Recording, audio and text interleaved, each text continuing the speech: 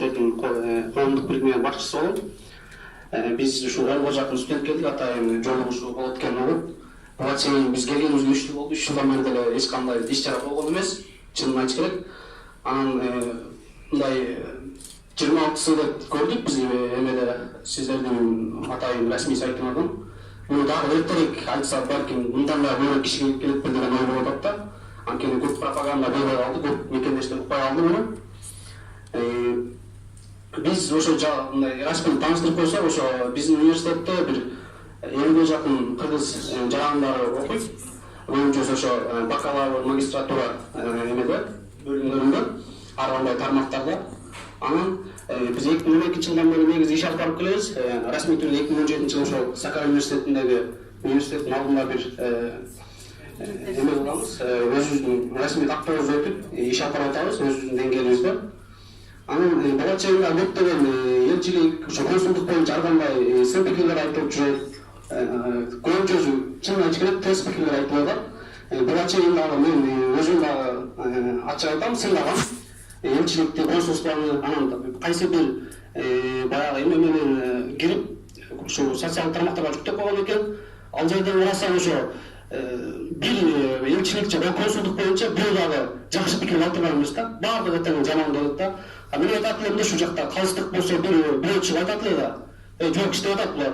Буну иштеп атат. Балким силер көрбөй атасыңар дешим мүмкүн. Бирок бир дагы айткан жок да. Бирөөсү дагы бир 70-80-100 жакын киши жазып туруп, бирөөсү дагы туура пикир айткан жок. Муну дагы сында туура кабылдастырды деп ойлойм. Балким биз көрбөй жатабыз чынында иштеп атканыбарды. Андан тышкары ошо көпчүлүк эле иш чаралардын баары ушу чоң шаарларда болот да, мисалы Анкара, Измир же, Анталия же, Стамбулчу. Анан бизге окшогон кичинекей шаарлар унутта калып атат, чынындачы. Аякта дагы бир мекендештер бар экенин эске салуу керек да. Кичинекей шаарларда көп негизичи. Балким мигранттар жоктур, бирок студенттер бар да. Студенттер дагы ал жакта ар кандай көптөгөн иштерди кылып атат.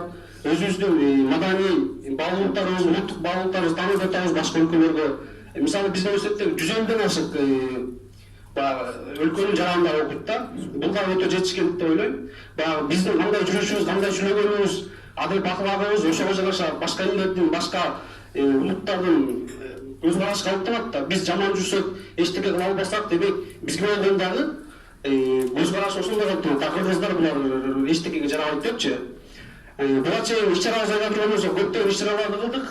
Акыркысы ошо Чыңгыз Айтматовдун 90 жылдыгын белгилөөдө ушул кээ бир уюмдарга, мекемелерге айрылдык, өзүбүздүн элчиликке айрылдык, бирок эч кандай жардам колдоо ала алган жокпуз. Ошол эле түрктөргө айрылдык, бирок түрктөр баягы сүйүүнүн кубаны менен Чыңгыз Айтматов укканда аябагандай жакшы мамиле кылып бизге колдоо көрсөтүп, керек болсо акчаларын берип, материалдык финансылык жардамдарын көрсөттү. Анан айтайын дегеним ошо биздин Сакарияда ар кандай иш чара боюнча бизде коомдук маданий иш чаралар өзү студент болгондон кийинчи. Мына ошондойлорго колдоо көргөзүп, же биякта боюнчасы мигранттар окшойт, студенттерден азыраак окшойт да. Ушуларга мындай жалаң эле баягы укуктук башка дебей, биз өзүбүздүн маданий иш чараларыбызда өткүп бир жылда 1-2 жолу болот өзүчө. Анан ошондой жерде жок дегенде мен сурабайт эле, мисалы мынча акча бербейгиле же минткиле деп жок дегенде келип буга чейин жашалды да. Анткеничи келесиң бир эки ооз сөз сүйлөп кой десе сүйлөй албайт да, же сүйлөбөйт же келбейт да. Ошондой нерселерди көрдүк чынындачы. Келип кагазын алып келип сүйлөп кой, болду кеттик калды. Бизди жетип таштап алган дедик да, мындай айткандачы.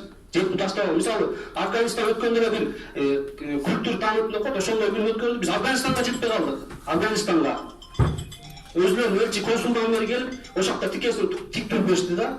Биз ошондой кишилерге муктаж болуп калып атабыз. Ошон үчүн ушул нерселерди эске аласыздар деп үмүт кылам. Анан жакын арада да иш чараларыбыз болот, мында кошумчалап кетейин. Ошого кандай жардам бере аласыңар? Көбүнчө айткандай эле маданий иш чаралар. Келебиз.